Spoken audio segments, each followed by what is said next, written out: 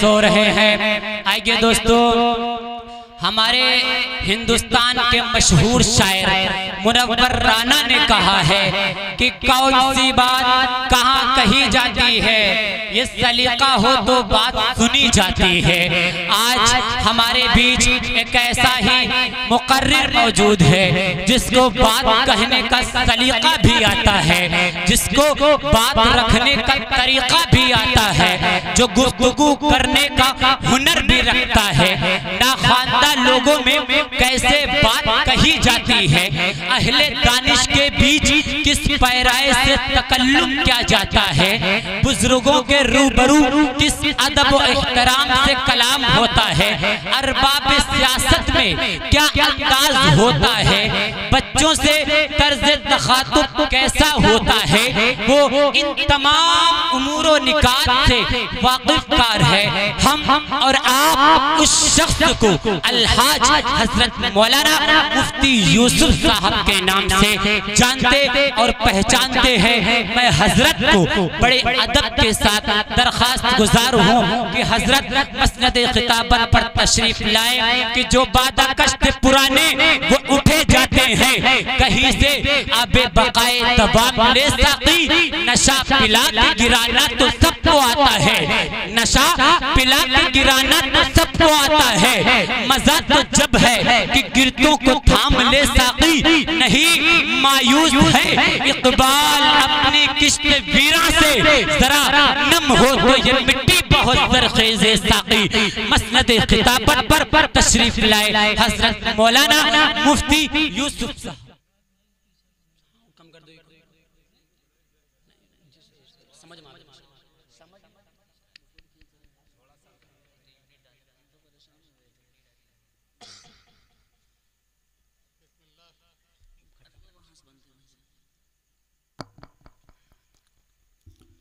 बिस्मिल्लाहिर्रहमानिर्रहीम, अल्हम्दुलिल्लाहि रब्बिल आलमीन, वस्सलातु वस्सलामु अला सय्यिदिल अंबिया'i वल मुरसलीन व अला आलिहि व अस्हाबिहि व ज़ुर्रिय्यातिहि अजमईन, अम्मा बाद। अऊज़ु बिल्लाहि मिनश शैतानिर रजीम, बिस्मिल्लाहिर्रहमानिर्रहीम।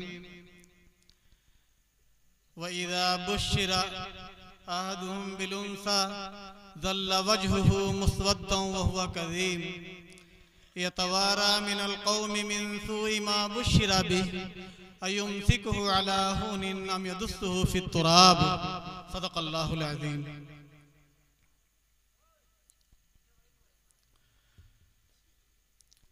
मोहतरम हज़रात सामईन, हज़रात उलमाए कराम और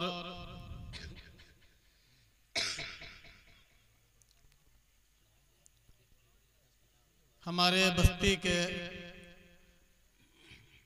जवान साथियों, बच्चों और बुजुर्गों, हमारी बच्चियों और बहनों और माओं,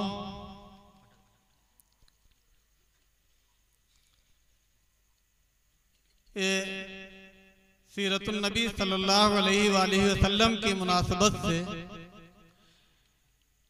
ये जो जलसा रखा गया है, अभी आपने थोड़ी देर पहले मौलाना इरशाद साहब की तकरीर सुनी और उसके बाद अभी आप हजरत मौलाना इस्लामुल हक असजद साहब की तकरीर सुनेंगे। वो हमारे यहाँ तशरीफ लाए, बहुत लंबा सफ़र करके, उनके दो प्रोग्राम थे आज मगरिब के बाद से लेकर के अब तक। उन्होंने शाहजहांपुर से आगे कमालैनपुर और रावतपुर उन इज्तिमात में शरीक होकर के हजरत मौलाना बड़ी तकलीफ के साथ यहाँ तशरीफ लाए। हम उनके शुक्रगुजार हैं और हकीकत बात यह है कि ये मजलिस अधूरी रह जाती अगर वो तशरीफ न लाते। महफिल में चार चांद लगाने के बावजूद जब तक आप ना आए उजाला न हुआ। बेशक मेरे दोस्तों, हम लोग अपने प्यारे नबी हजरत मोहम्मद मुस्तफ़ा सल्लल्लाहु अलैहि वसल्लम की निस्बत से, और ये महीना उनकी तशरीफ आवरी का महीना है। रबीउल अव्वल के इस मुबारक महीने की इस निस्बत से ये जो जलसा रखा गया है, और जलसे के साथ जुलूस भी रखे जाते हैं। अभी मौलाना इरशाद साहब अर्ज कर रहे थे कि जो बात शरीयत के दायरे में हो वही मुनासिब है, और शरीयत के दायरे के खिलाफ हो वो अल्लाह के यहाँ काबिल कबूल नहीं है। सीरत का बयान अभी हजरत मौलाना अरशद साहब आपके सामने करेंगे। मैं चाहता हूँ कि जिन हालात में, जिस माहौल में और जिस इलाके में हमारे आका जनाब मोहम्मद रसूलुल्लाह सल्लल्लाहु अलैहि वसल्लम तशरीफ लाए थे, वो कैसा जमाना था, वो कैसा दौर था, अगर उसकी तरफ थोड़ी सी रोशनी डाली जाए। क्योंकि सबसे बड़ा ये सवाल है कि अल्लाह के आखिरी पैगंबर सैयदुल अव्वलीन वल आखिरीन हजरत मोहम्मद मुस्तफ़ा सल्लल्लाहु अलैहि वसल्लम को जो भेजा गया, वो इस पूरी कायनात के लिए रहमत आलम बना करके भेजा गया।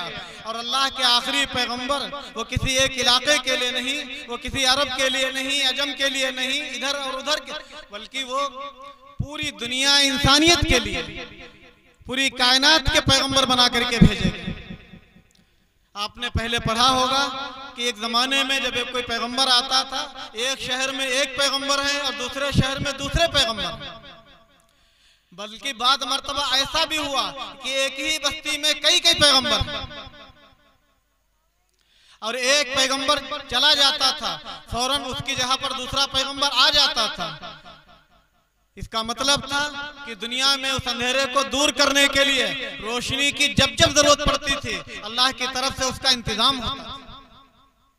आपने देखा हजरत मूसा अलैहिस्सलाम पैगंबर हैं, और उनके भाई हजरत हारून अलैहिस्सलाम पैगंबर हैं, उनके खादिम हजरत यूशा इब्न नून अलैहिस्सलाम पैगंबर हैं, और फिर उनके खुसर हजरत शुएब अलैहिस्सलाम पैगंबर।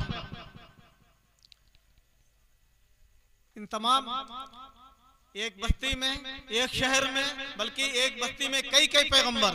लेकिन आपको मालूम होना चाहिए कि हमारे आका जनाब मोहम्मद रसूलुल्लाह सल्लल्लाहु अलैहि वसल्लम वो खातमुन नबीयीन हैं। आपके बाद अब कोई पैगंबर नहीं आया, इसका और ना आएगा। मतलब ये हुआ कि जब सूरज तुलू हो जाए, जब आफताब चमचमाता हुआ निकल आए, तो फिर अब दुनिया में किसी और चिराग की जरूरत बाकी नहीं रहती। पूरी दुनिया जहालत के अंधेरे में डूब चुकी थी। ये बच्चों खामोश हो, जहालत के दलदल में सब डूब चुके थे। गुमराही अपनी आखिरी इंतहा को पहुंची हुई थी। तारीख अगर आप उठा करके देखें तो आपको पता चलेगा, आपने बचपन में भी पढ़ा होगा, सीरत की किताबों में अल्लाह के रसूल और दूसरी किताबें हम लोगों को पढ़ाई जाती थी। आपने पढ़ा है, हमने भी पढ़ा है कि वैसे हालात थे कि जहां किसी गरीब की कोई इज्जत नहीं थी, जहां लोगों के ऊपर जुल्म सितम होते थे, जहां बेवाओं, गरीबों, मिस्कीनों के ऊपर जुल्म के पहाड़ तोड़े जाते थे, अपनी सौतेली माओ को मीरास में बांट लिया जाता था, और हर अमीर और हर ताकतवर जिसकी लाठी उसका भैंस का कानून चलता। मजहबी लिहाज से एक नहीं हजारों खुदा के पुजारी थे। खुद खाने खुदा में जो अल्लाह का घर है बैतुल्लाह शरीफ के अंदर 360 बुत रखे हुए, और हर आदमी अपने घरों में एक अपने घर को बुतखाना बनाए हुए था। मजहबी लिहाज से इतनी दलालत और पस्ती में गिर चुके थे। आपने पढ़ा होगा कि बच्चियों को जिंदा दफन कर दिया जाता था, और कुरान करीम कहता है कि बच्ची का पैदा होना उनके लिए बड़े ऐब आर की बात थी। जहालत के वो तखय्युलात आज तक बाकी हैं। किसी के घर में आज भी अगर कई बेटियां हो जाएं तो उसके चेहरे पर बल पड़ जाता है, उसको वो खुशी नहीं होती जो बेटे के पैदा होने पर होती। कुरान करीम कहता है वइज़ा बुश्शिरा अहदुहुम बिलुन्सा, जब उनमें से किसी के यहाँ किसी की लड़की की पैदाइश की खुशखबरी सुनाई जाती थी तो उसके चेहरे पे सिलवटें आ जाती थी, चेहरा बिगड़ जाता था, लोगों से छुपता फिरता था, और उसके बाद में सोचता था अयुमसिकुहु अला हुनिन अम यदुस्सु फित तुराब, इसी जिल्लत के साथ इसको पाला जाए और या जिंदा दफन कर दिया जाए। ये कुरान उनकी तारीख बताता है कि बच्चियों को जिंदा दफन कर दिया जाता है। एक अरब के ये हालात नहीं थे, पूरी दुनिया में अगर देखें, रूम और यूनान और फारस जो बड़ी तहजीब के बड़े अलंबरदार थे, वहां भी यही हाल था। बल्कि वहाँ की दरिंदगी इस हाल को पहुंची थी। शाही दरबारों के अंदर गुलामों को लाया जाता था और उनके जिस्म के ऊपर रुई लपेट दी जाती थी और फिर तेल और घी डाल दिया जाता था और आग लगा दी जाती थी। अब वो उसमें बिलबिलाता और उछलता और कूदता था और ये लोग शराब पीते थे और खाना खाते थे। इस दर्जा जिल्लत और पस्ती इस दर्जा पहुंच चुकी थी पूरी दुनिया में। हमारा हिंदुस्तान भी उससे कुछ अलग नहीं था। उस जमाने की तारीख को उठा करके देखें, यहाँ भी औरतें पतिव्रता इनका मजहब था। शौहर को देवता समझती थी, उसको खुदाई दर्जा दिए हुए थे और शौहर जुल्म करना अपना हक समझता था और ये उसके जुल्म को बर्दाश्त करना अपनी जिम्मेदारी समझती थी। पतिव्रता इनका मजहब था और उसकी चिता के ऊपर सती हो जाना इनका धर्म था। जुल्म की कहीं भी पूरी दुनिया के अंदर कोई एक जगह ऐसी बाकी नहीं थी कि जहां रोशनी होती और जहां हिदायत का कोई चिराग जल रहा होता। जब पूरी दुनिया शैतान के चुंगल में आ गई थी और सब जुल्म और बर्बरियत और गुनाहों के दलदल में डूब गए थे, तो अल्लाह रब्बुल इज्जत को इस इंसानियत के ऊपर और तमाम अपने इन बंदों के ऊपर रहम आया और उसके रहम का तकादा फिर मुकम्मल तौर पर रहमत जोश में आई और उसने अपने आखिरी पैगंबर जनाब मोहम्मद रसूलुल्लाह सल्लल्लाहु अलैहि वसल्लम को रहमतुल लिल आलमीन बना करके भेजा। आप सीरत सुने और जब तक ये हालात आपके सामने ना हो आपको सीरत का कुछ मजा ही नहीं आएगा। ये वो हालात थे जिन हालात में अल्लाह तबारक ताला ने अपने आखिरी पैगंबर महबूब रब्बुल आलमीन को भेजा है। और फिर आपने अभी सुना तकरीरों के अंदर वो 13 साल की जिंदगी जो जुल्म और सितम की भट्टी में आप और आपके जानिसार सहाबा पिसते रहे, कहीं कांटे डाले जा रहे हैं, कहीं आग के शोलों पर लिटाया जा रहा है और जुल्म अपने आखिरी उरूज के ऊपर था, कहीं नेज़े मारे जा रहे थे और इन हालात में 13 साल की जिंदगी। मौलाना भी इशारा कर रहे थे, इन हालात में हम लोगों को अपने पैगंबर की इस मक्की जिंदगी के ऊपर गौर करना चाहिए कि जहां ऐसा तो नहीं है, हमारा ईमान है कि हमारे आका जनाब मोहम्मद रसूलुल्लाह सल्लल्लाहु अलैहि वसल्लम दुनिया के सबसे बहादुर इंसान थे। इतनी बहादुरी के बावजूद आपने गालियां खाई, आपके गर्दन पे जो ऊंट की ओढ़नी डाली गई और कांटे डाले गए, चाहते तो आप कुछ कर सकते थे, ना आपने और ना आपके इन जानिसार सहाबा ने, बल्कि यहाँ हुक्म था कि अपने को कंट्रोल में रखो। नुमाइश करना, अपनी ताकत की नुमाइश करना ये इख्तियार नहीं था और अल्लाह की तरफ से पाबंद थे। इतने 13 साल की जिंदगी में कोई बता नहीं सकता कि कोई एक छोटा वाकया हुआ हो कि किसी सहाबी ने गाली के बदले में गाली भी दी।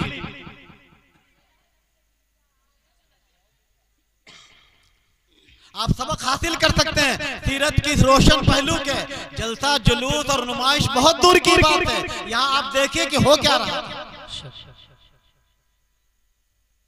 और हमारे पास हमने अपने पैगंबर की सीरत को छोड़ दिया, उनके तरीके को छोड़ा, उनकी सुन्नतों को छोड़ा, उनके रहन सहन को छोड़ा और फिर हम ये समझते हैं कि हम रबीउल अव्वल को मना लें, रबीउल अव्वल के जलसे कर लें, रबीउल अव्वल के जुलूस कर लें और हमारी नजात के लिए काफी हो जाए। मेरे दोस्तों, खाम ख्याली है और ये नामुमकिन बात, ऐसा हो ही नहीं सकता। पैगंबर सल्लल्लाहु अलैहि वसल्लम जो कहा है, खिलाफे पैगंबर कसे रह गदीर हरगिज बमंदिल न ख्वाहद रसीद। हमारे आका सल्लल्लाहु अलैहि वसल्लम हम और आपकी खातिर जहां जब मक्का की जिंदगी में इतने जुल्म के पहाड़ टूटे तो फिर तारीख इंसानी का वो अजीब व गरीब वाकया पेश आया जिसको हम मेराज कहते हैं।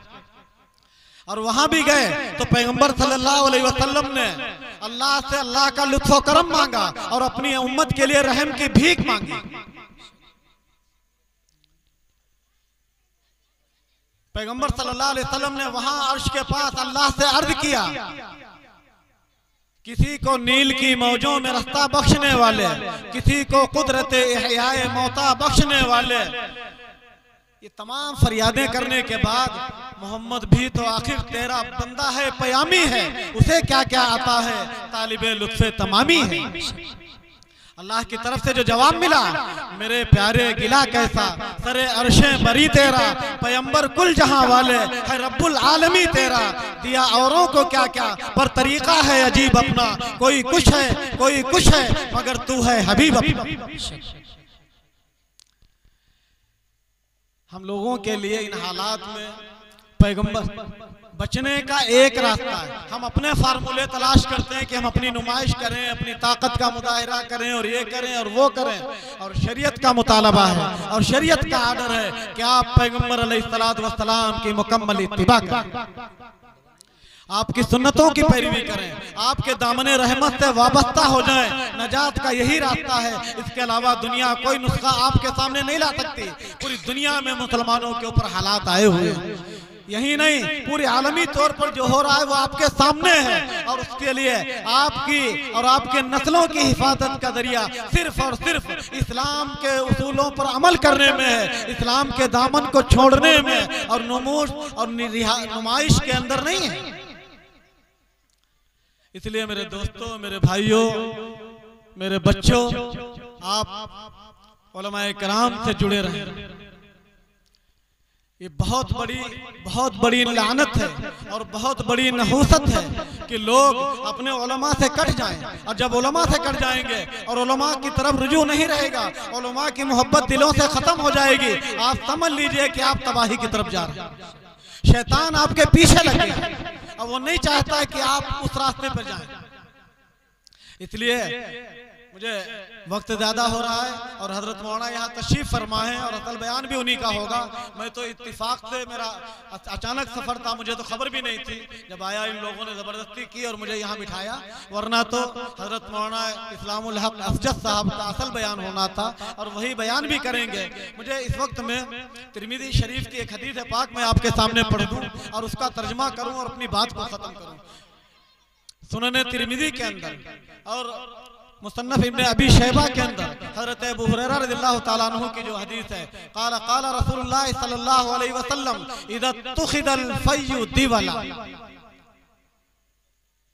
जब माले गनीमत को लोग जाती खजाना और जाती प्रॉपर्टी बना लेंगे, वल अमानता मग़नमा, अमानतों में खयानत होगी, उसको गनीमत समझ के हजम करेंगे, ज़कात मग़रमा, और ज़कात देना लोग बोझ समझेंगे, तावान समझेंगे, वतुअल्लमु लिग़ैरिद्दीन, और इल्म दीन अल्लाह की रजा की खातिर और दीन फैलाने की खातिर नहीं बल्कि दुनिया की खातिर हासिल किया जाएगा।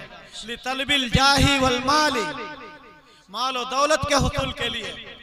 और फरमाया अता रजुल इमरातहु वाक़ा उम्महु, ये तिरमिज़ी शरीफ की 14 निशानियां हैं जो नबी करीम सल्लल्लाहु अलैहि वसल्लम ने फितने के ज़माने की बताई हैं। हम लोग देख लें कि कहीं उनमें तो नहीं हम मुब्तला हैं। वज़हरतिल अस्वात फिल मसाजिद, मस्जिदों में शोर और हंगामे होंगे। मुझे खबर मिली कल जुमा में कुछ हुआ मस्जिद के अंदर, मेरे दोस्तों खून के आंसू रोने का मकाम, ये आपके ऊपर आपकी तबाही का वक्त, आपके दिल से उन लोगों की अजमत और उनका मर्तबा और मकाम ये शैतान निकाल रहा है जो वारिसीन अंबिया, जो नबियों के वारिस हैं, जो खुदा और रसूल की बातें आपको बताते हैं, आपको गुमराही के दलदल से हिदायत के रास्ते पर जो लाना चाहते हैं, आप उनके गरेबानों पर जब हाथ डालेंगे, आप याद रखिए कि आपका मकाम कहाँ है। अल्लाह के नबी फरमा रहे हैं वज़हरतिल अस्वात फिल मसाजिद, मसाजिद में ये शोर हंगामे होंगे। मसाजिद, यहाँ उलमा ने लिखा इस हदीस के तहत वरफ़उ सौती फिल मसाजिद वलौ लिज़िक्रि हरामन। रात उलमा कराम यहाँ बैठे हैं, इस आयत इस हदीस पाक की तशरीह में लिखा हुआ है कि मस्जिद के अंदर बैठकर दुनिया की बातें तो वो हराम हैं, अल्लाह का जिक्र भी चिल्ला चिल्ला करके करना हराम है। फरमाया रफ़उ सौती फिल मसाजिद वलौ लिज़िक्रि हराम, मस्जिदों में शोर हंगामा करना चाहे जिक्र के लिए हो वो भी हराम। और आगे फरमाया वसादल कबीलती फासिकुहुम, घर खानदान का जिम्मेदार फासिक और फाजिर आदमी होगा। मुझे तशरीह का वक्त नहीं है जो आज हमारे घरों का हाल है वरना बयान करता। इसमें हदीस पाक का एक एक जुमला पूरी रात भी तकरीर करने के लिए वक्त कम पड़ जाए। वसादल कबीलती फासिकुहुम व काना ज़ईमल कौमी अर्जुलहुम, कौम का लीडर, और यहाँ लिखा है कौम से मुराद जो अपनी बस्ती का लीडर है, मोहल्ले का लीडर है, अपने शहर का लीडर है, अर्जुलहुम जो इंतहाई घटिया और कमीना। आगे फरमाया व उकरिम अर्रजुलु मखाफत शर्रिही, आदमी की इज्जत उसकी पहलवानी, उसकी गुंडागर्दी, उसकी शरारत से बचने के लिए की जाएगी, यानी दीन की खातिर नहीं। कहां उसके मुंह लगना, कहां उसके चक्कर में पड़ना, इसकी खातिर उसकी इज्जत करेंगे लोग, उसको सलाम करेंगे। आगे फरमाया वज़हरतिल क़ैनात वल मआज़िफ, गाने बजाने के आलात व असबाब और नाचने गाने की औरतें और बांदियां ज्यादा हो जाएंगी। आप देख लें अभी मोबाइल से लेकर के और जो म्यूजिक के आलात हैं उनके बारे में आप क्या कहेंगे। हर बच्चा, छोटे छोटे बच्चे बड़े बड़े मोबाइल लेकर के, और मुझे बयान नहीं कर सकता हूं यहाँ पर मस्जिद के सामने कि उसमें क्या क्या देखा जा रहा है, वो भी बयान से बाहर। बच्चे जवान होने से पहले बूढ़े हो चुके हैं। हमने देखा है म्यूजिक में उलझकर अक्सर, हमने देखा है म्यूजिक में उलझकर अक्सर तुमने असलाफ की मीरास के कफन बेच दिए, नई तहजीब की बेरूह बहारों के वक्त अपनी तहजीब के शादाब कफन बेच दिए। तमाचा नाम आगे फरमाया वह शुरिबतिल खुमूर, खमर नहीं कहा गया, मुख्तलिफ तरह की शराबें पी जाएंगी। लोग शराबों के नाम बदल बदल करके शराब पिएंगे, नशा की इतनी कसरत हो जाएगी। मुझे खबरें मिलती हैं, बयान से बाहर है, वो एक अलग टॉपिक, अलग मौजू है कि हमारे नौजवान बच्चे तबाह हो रहे हैं। अच्छे अच्छे घरों के अंदर ये लानत आ गई है और वो हराम को हराम भी ना समझ करके मस्ती में पी रहे हैं। कौम से नशा की सिफारिश क्या करूं, नेक को शैतान कर देता है। ये एक जौहर है फकत इसमें मुफीद, खुदकुशी आसान कर देता है।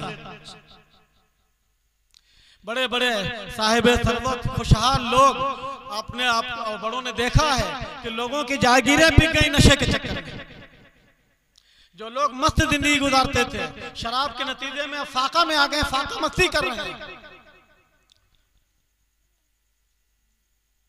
जो अकल खरी थी कि खोटी इसने, अच्छे अच्छों से छीनी रोटी इसने, मस्तों पे शराब फाका मस्ती लाई, पतलून को कर दिया लंगोटी, कपड़े नसीब नहीं हो रहे। और आगे फरमाया वल्लाअन आखिरु हादिल उम्मा अव्वलहा। मौलाना आपको बताएंगे क्योंकि ये जुमला मैं समझता हूँ कि पूरी तकरीर का और नबी करीम सल्लल्लाहु अलैहि वसल्लम की हदीस पाक का जो आपने ये 14 निशानियाँ फितनों की निशानियाँ बताई, कुर्ब क़यामत की निशानियाँ बताई, उसमें एक निशानी आखिरी वल्लाअन आखिरु हादिल उम्मा अव्वलहा। बाद के लोग पहले वाले लोगों पर, अल्लाह वालों पर, बुजुर्गान दीन पर, सहाबा पर तानो तशनी करेंगे, अपनी गंदी जबान गंदी करेंगे, उनके बुजुर्गों के बारे में बुरा भला कहेंगे, अल्लाह के नेक बंदों के बारे में बुरा भला कहेंगे। फरमाया लानत करेंगे ये बाद के लोग पहले वाले लोग। फरतक़िब इंदा ज़ालिका रिहन हमरा। आपने फरमाया कि जब ऐसा जमाना आ जाए जब अमानत में खयानत होने लगी, ज़कात लोग ना अदा कर रहे हों, बोझ समझ रहे हों, शराबें पी जा रही हों, मस्जिदों में शोर हंगामे हों, और ये जो आपने निशानियां बताई हैं ये सब हो जाए तो फरमाया फंतज़िरू, दूसरी रिवायत में फरतक़िबू इंदा ज़ालिका, उस वक्त में अल्लाह के जो अज़ाब आएंगे सुर्ख आंधी का इंतजार करना, व ज़लज़लतन ज़लज़ले का इंतजार करना, व खस्फन जमीन फटने का इंतजार करना, व क़ज़फ़न पत्थरों की बारिश का इंतजार करना, व मस्खन सूरतों के बिगाड़ दिए जाने का इंतजार करना, व आयातिन तताबा का निज़ामी बालिन इज़ा क़ुतिया सिल्कुहु तताबा बाज़ुहु बाज़ा। फिर अल्लाह के अजाब ऐसे आएंगे आप जो पूरी दुनिया में देख रहे हैं, हर दिन दिल चाहता है कि आज कोई अच्छी खबर सुनने को मिले और दूसरे दिन बुरी से बुरी खबर सुनने को मिलती है।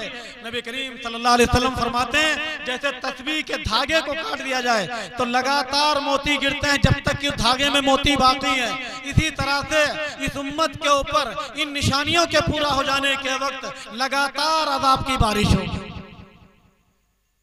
अल्लाह ताला हमारी और आप सबकी हिफाजत फरमाए, हमारी हिफाजत फरमाए, हमारी नस्लों की हिफाजत फरमाए। हम सबको अहद करना चाहिए इस बदतरीन दौर में, इस फितने के दौर में जब हर आदमी को अपने ईमान के लाले पड़े हुए हैं, हमें अपनी मस्जिदों को कैसे बचाना, अपने मदरसों को कैसे बचाना, अपनी खानकाहों को कैसे बचाना, अपने औकाफ को कैसे बचाना। इस मुश्किल के वक्त में लड़ने झगड़ने के बजाय, हंगामों के बजाय दोस्तों जुड़ने की जरूरत है, इत्तिहाद की जरूरत है, मेल मोहब्बत की जरूरत है और अल्लाह का वो इनाम याद करो। वज़कुरू निअमतल्लाहि अलैकुम इज़ कुंतुम आदान फ़अल्लफ़ बैना क़ुलूबिकुम फ़अस्बहतुम बिनिअमतिही इख़वाना। इसी आयत पाक के ऊपर मैं अपनी बात को ख़त्म करता हूँ और मैं समझता हूँ कि हज़रत मौलाना इस सिलसिले में रोशनी डालेंगे। व आख़िरु दावाना अल्हम्दुलिल्लाहि रब्बिल आलमीन।